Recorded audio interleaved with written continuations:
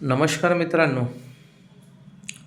आपल्या देशामध्ये कमीत कमी 70 ते 80 लाख भोंदू बाबा आहेत, जे स्वतःला देवाचा अवतार, लोकांचे भविष्य सांगणारे, लोकांचे ग्रह दिशा बदलणारे असे 70-80 लाख बाबा आहेत.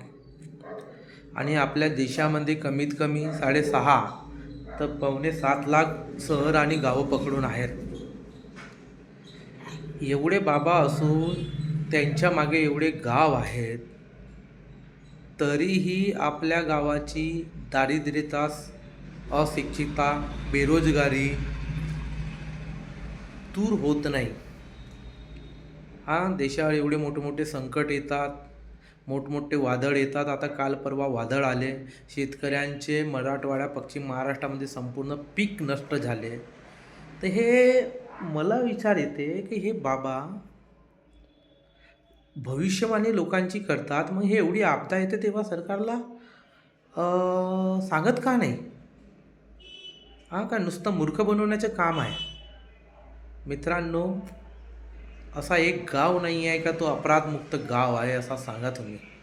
संपूर्ण भारतामध्ये गावामध्ये एक ना एक अपराधी भेटलेले आहेत. आणि हे जे बाबा आहेत, धर्माच्या नावावर, देवाच्या नावावर अंधश्रद्धा पसरवतात आणि आपण त्यांच्या बळी पडतो.